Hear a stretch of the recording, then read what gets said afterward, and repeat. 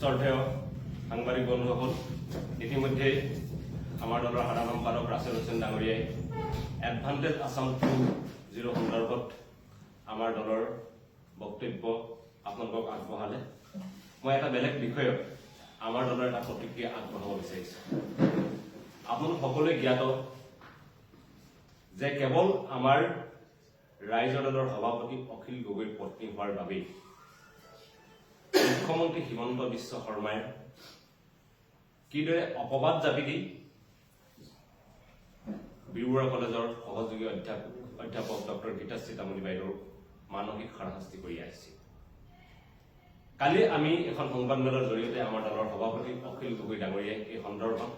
সবিস্তাৰে আমাৰ তেখেতৰ বক্তব্য আমাৰ দলৰ বক্তব্য প্ৰকাশ কৰিছে। তাত এইটো কথাও কৈছিল যে আমি তদন্ত বিচাৰি আছো, কিন্তু তদন্ত দিয়াৰ সাহস হোৱা নাই মুখ্যমন্ত্ৰী হিমন্ত বিশ্ব শৰ্মাৰ। পৰৱৰ্তী সময়ত আমি দেখা পালো যে মুখ্যমন্ত্ৰী হিমন্ত বিশ্ব শৰ্মাই বিষয়টো আকৌ কুঁৱলী কৰাৰ চেষ্টা চলাই ক'লে যে সেই সময়ত যিসকল বৰ্ডত আছিল তেখেতসকল মৃত হৈ গ'ল, মৃত ব্যক্তিক আনি মই এতিয়া কেনেকৈ তদন্ত কৰিম। আচলতে এই বিষয়টোত যে মুখ্যমন্ত্ৰী হিমন্ত বিশ্ব শৰ্মাই পলাইছে এই কথা কালি তেখেতৰ বক্তব্যৰ পৰা পুনৰ স্পষ্ট হ'ল। গতিকে আমাৰ প্ৰথমতেই ডক্টৰ গীতাশ্ৰী তামুলী বাইদেউৰ নিযুক্তি আৰু চানমাৰীৰ নিজৰ পাৰৰ 14 বছৰত থকা মাটি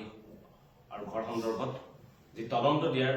দাবী আমি উত্থাপন কৰিছো, তদন্ত দিয়াৰ দাবী বিচাৰি আবেদন কৰিছো, এই আবেদনৰ ভিত্তিত আমাক তদন্ত দিবলৈ পুনৰবাৰ আমাৰ দাবী উত্থাপন কৰিম। কালি দেখা পালো যে মুখ্যমন্ত্ৰী হিমন্ত বিশ্ব শৰ্মা ডাঙৰীয়াই মৃতৰ ব্যক্তিৰ কথা কৈছে। হয় মুখ্যমন্ত্ৰী হিমন্ত বিশ্ব শৰ্মা ডাঙৰীয়া, আপুনি যেতিয়া সাৰদা কেলেংকাৰীত অভিযুক্ত বুলি চৰ্চা উঠিছিল, অভিযোগ উঠিছিল, আপুনি যেতিয়া উত্তৰ কাছাৰ কেলেংকাৰী 1000 কোটি টকা কেলেংকাৰীত অভিযুক্ত বুলি চৰ্চা চলিছিল, আপুনি যেতিয়া লুইবাজাৰ কেলেংকাৰীত অভিযুক্ত বুলি চৰ্চা চলিছিল, আপুনি যেতিয়া টাটা আইনত গ্ৰেপ্তাৰ হোৱা বুলি টেডাৰ আইনত গ্ৰেপ্তাৰ হৈছিল, কি কাৰণে গ্ৰেপ্তাৰ হৈছিল বুলি তাত বিভিন্ন উগ্ৰপন্থী লিংক, তাত আপুনি ধন দাবী কৰাৰ অভিযোগ জড়িত হৈ আছিল। আৰু আজি যদি সেইবিলাকৰ তদন্ত বিচাৰ হয়তো তাত সাক্ষ্যৰ প্ৰমাণ দিবলৈ বহু ব্যক্তি এতিয়া হয়তো জীৱিত নাথাকিবও পাৰে। কিন্তু মুখ্যমন্ত্ৰী হিমন্ত বিশ্ব শৰ্মা ডাঙৰীয়া, শেহতীয়াকৈ আপুনি যিবিলাক কেলেংকাৰী সংগঠিত কৰিছে, আপোনাৰ পত্নী আৰু আপোনাৰ পৰিয়ালৰ ভূমি কেলেংকাৰী, আপোনাৰ পত্নীৰ কোম্পানীৰ দ্বাৰা সংগঠিত পিপি কিট কেলেংকাৰী, আপোনাৰ পত্নীৰ ব্যৱসায়িক সহযোগীৰ দ্বাৰা হোৱা অভাৰব্ৰিজ কেলেংকাৰী, আপোনাৰ পত্নীৰ কোম্পানীৰ দ্বাৰা সংগঠিত ৰাজসাহায্য কেলেংকাৰী, এতিয়া এইকেইটা কেলেংকাৰী একদম শেহতীয়া ফ্ৰেছ কেলেংকাৰী। এই কেলেংকাৰীৰ গেটাত সাক্ষ্য প্ৰমাণ দিবলৈ যিকেইজন মানুহ হয়তো লাগিব, সেইকেইজন মানুহ হয়তো কোনো মৃত হোৱা নাই, সকলো জীৱিত অৱস্থাত আছে। এতিয়া আমাৰ কথা হ'ল যে এই জীৱিত অৱস্থাত থকা মানুহকেইজনৰ সাক্ষ্য প্ৰমাণৰ ভিত্তিত আপোনাৰ পৰিয়াল জড়িত, আপোনাৰ পত্নী জড়িত বুলি অভিযুক্ত হৈ থকা ভূমি কেলেংকাৰীৰ, আপোনাৰ ৰাজসাহায্য কেলেংকাৰীৰ, পিপি কেলেংকাৰীৰ আৰু অভাৰব্ৰিজ কেলেংকাৰীৰ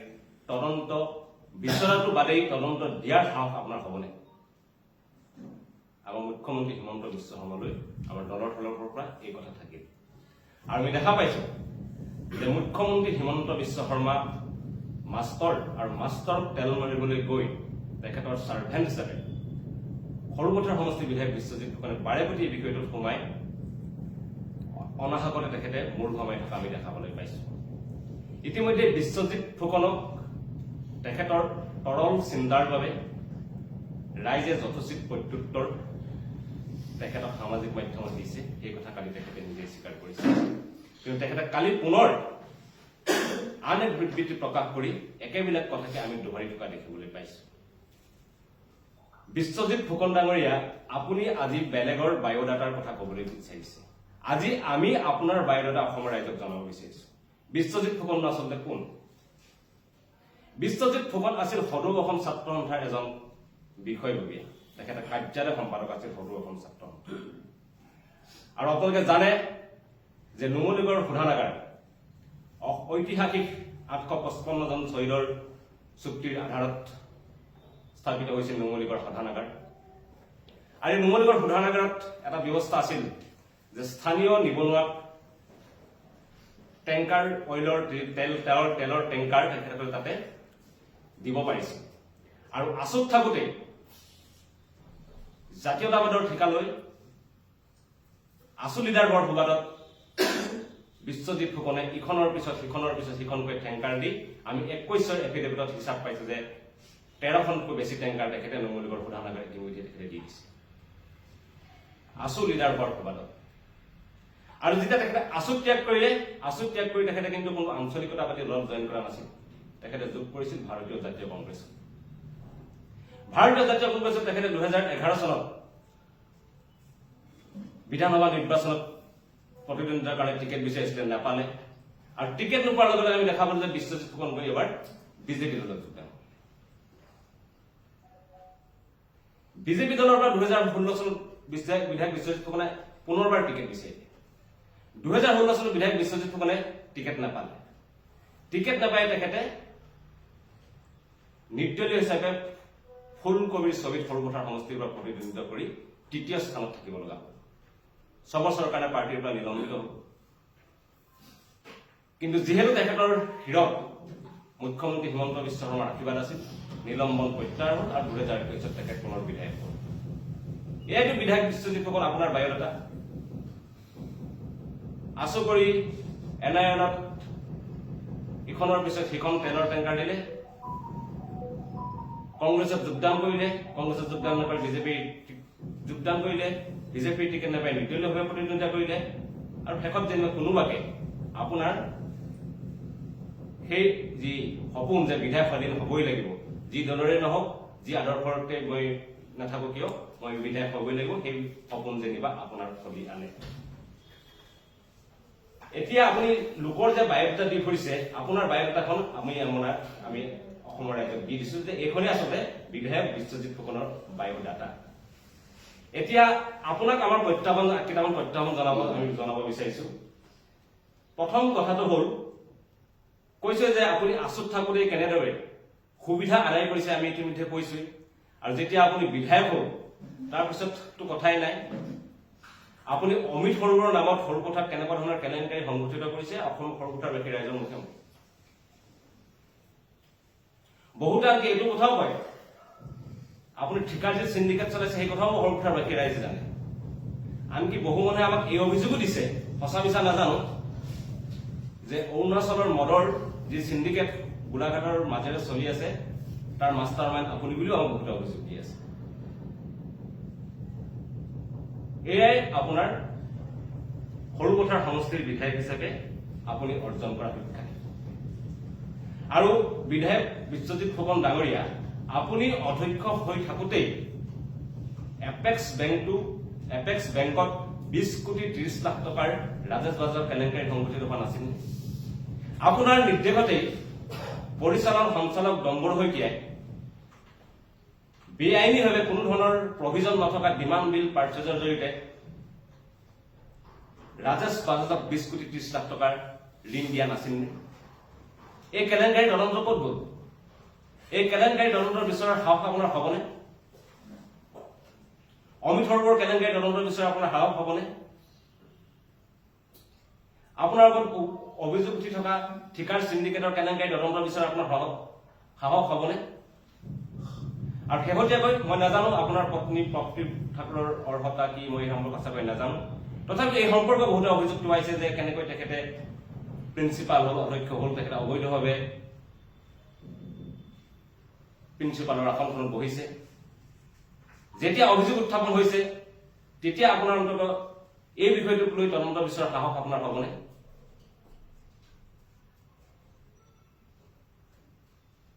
আপুনিতো ইতিমধ্যে ব্যৱহাৰ এখন সাম্ৰাজ্য গঢ়ি তুলিছে প্ৰথমে জাতীয়তাবাদী লিডাৰ হৈ কংগ্ৰেছৰ লিডাৰ হৈ এতিয়া বিজেপি এমএলএ হৈ আপোনাৰ ঘৰত এতিয়া টেংকাৰৰ লানি নিচিগা হাৰ 2-3টাকৈ তেল ডিপুৰ মালিক আপুনি চাহ বাগান খুলিছে টি ফেক্টৰী 2 হুইলাৰ ডিলাৰ আছে Kaziranga Golaghat town Morongi Borpathar town Sorupathar town ক'ত আপোনাৰ আজি মাটি নাই কেনেকৈ ইমান মাটি আপুনি স্থাবৰ আৰু অস্থাবৰ সম্পত্তি আপুনি সংগ্ৰহ কৰিছে আৰু এইদৰে কৰি আপুনি এটা কোম্পানীও খুলিছে কোম্পানীটোৰ নাম হৈছে চাংকুল T private limited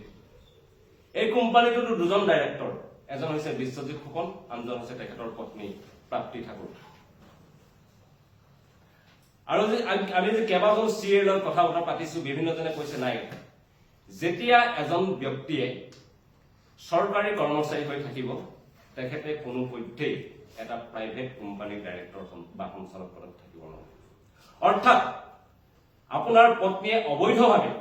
বেআইনীভাৱে চানপুল T private লিমিটেডৰ ডাইৰেক্টৰ হৈ আছে। চৰকাৰী নীতি নিয়ম উলংঘা কৰি আপোনাৰ পত্নী প্ৰাপ্তি ঠাকুৰ আপুনি অবৈধ উপায়েৰে ধন সংগ্ৰহ কৰি গঢ়ি তোলা চানপুল টি প্ৰাইভেট লিমিটেডৰ এজন ডাইৰেক্টৰ হৈছে। এই বিষয়টো, এই অভিযোগটো আমি আপোনাৰ দৃষ্টিগোচৰ কৰিছো। সেইকাৰণে বিশ্বজিৎ ফুকন ডাঙৰীয়া আকৌ এবাৰ কৈছো, এপেক্স বেংকৰ কেলেংকাৰী তদন্ত বিচাৰক আপোনাৰ যদি সাহস আছে। আপোনাৰ যদি সাহস আছে আপোনাৰ সমষ্টিত হৈ থকা অমিত সৰোবৰ খননৰ কেলেংকাৰী তদন্ত বিচাৰক। আপোনাৰ যদি সাহস আছে আপোনাৰ সমষ্টিত আপুনি চলাই থকা ঠিকাৰ সিন্ডিকেট ৰাজৰ তদন্ত বিচাৰক। আপোনাৰ যদি সাহস আছে বহুতে অভিযোগ দিয়া অৰুণাচলী মদৰ সিন্ডিকেটৰ তাৰ তদন্ত বিচাৰ সাহস কৰক। আপোনাৰ যদি সাহস আছে আপোনাৰ পত্নী কেনেকৈ অধ্যক্ষ পদত নিযুক্ত হ'ল তাৰ তদন্ত বিচাৰক। আৰু আপোনাৰ যদি সাহস আছে কেনেকৈ এখন কলেজৰ অধ্যক্ষ হৈ চৰকাৰৰ দৰমহা লোৱাৰ পিছতো এটা প্ৰাইভেট কোম্পানীৰ সঞ্চালক পদত আপোনাৰ পত্নী অধিষ্ঠিত হৈ আছে তাৰ তদন্ত আপুনি বিচাৰক। কোনো কথা নাই, বতৰা নাই, কেৱল নিজৰ মাষ্টৰক তেল মাৰিবলৈ গৈ এইদৰে এগৰাকী সন্মানীয় মহিলাক বাৰে প্ৰতি মানসিক হাৰাশাস্তি কৰি থকাৰ বাবেই আপোনাৰ সন্দৰ্ভত এইকেইটা কথা আমি মুকলিকৈ ক'বলৈ বাধ্য হ'ম। ধন্যবাদ। আমাৰ এই বিষয়ত প্ৰতিক্ৰিয়া ইমানেই আছে।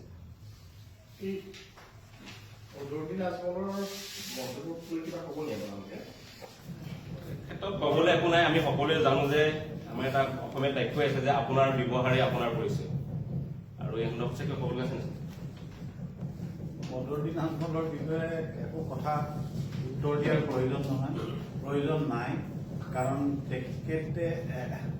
এগৰাকী মৌলানা। আচলতে মৌলানা হয়